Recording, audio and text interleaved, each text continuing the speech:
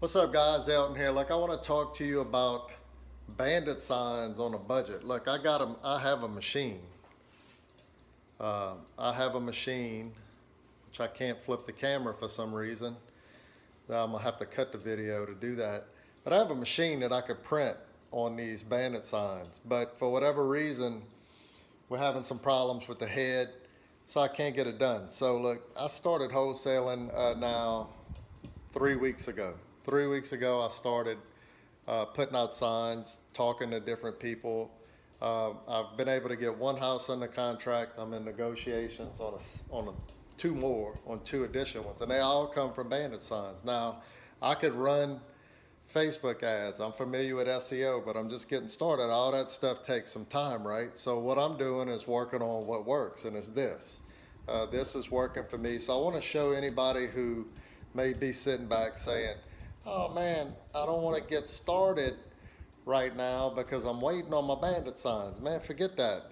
Matter of fact, last night or night before last, I drove up to Home Depot and paid out the wazoo for some of these signs so I could handwrite some. So I could have a total of, I had 20. Well, a box of these came in today and I now have 100 of these. Now, I'm not going to make all of them like this because once our machine becomes up and running again, I'm going to print on them.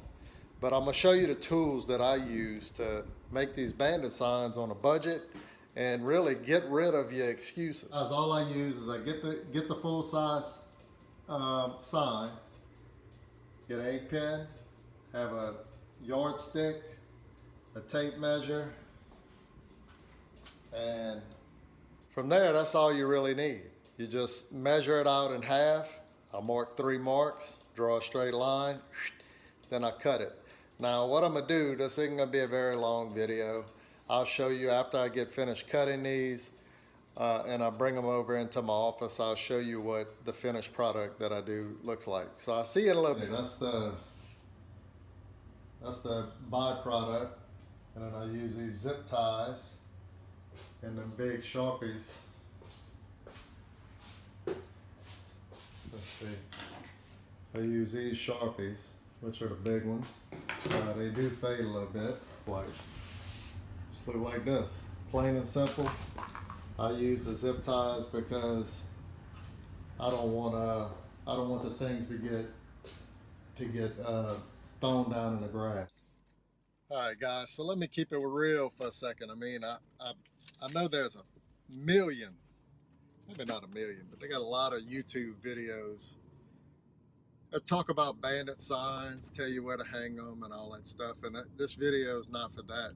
This video is more from the perspective of eliminating the excuses and taking action.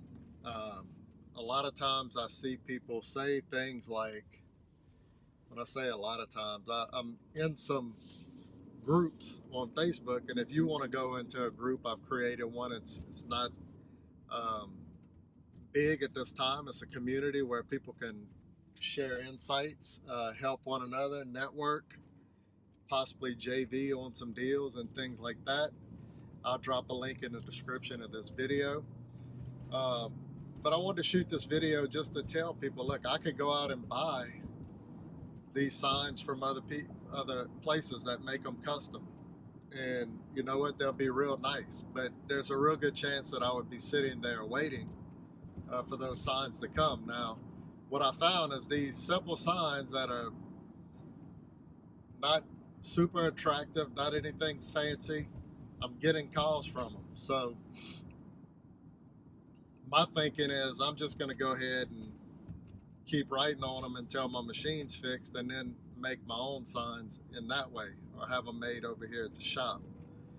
But the bottom line is, look guys, if you're wholesaling, it's easy to get hung up on all this information that's on YouTube and everywhere else. Things are not going to be perfect. You're going to question yourself. You're going to wonder, oh, should I even go out and do this? You may be nervous. You may be scared. Look, go out and put some signs out. Get on the phone is the name of the game. While you're putting the signs out, another thing you can do is have a notepad and Go buy look for those distressed properties. Call the for sale by owners. They may be landlords, that may be someone who would buy from you in the future, or they may be tired and want to get out of their property. So I just wanted to share this quick video, show you how I do it. No, they're not perfect. I call them ugly signs, but they get the job done. But all you do is take 2 zip ties, punch those holes out in there, and hang them on a stop sign, a one-way sign, any kind of sign that's on a corner.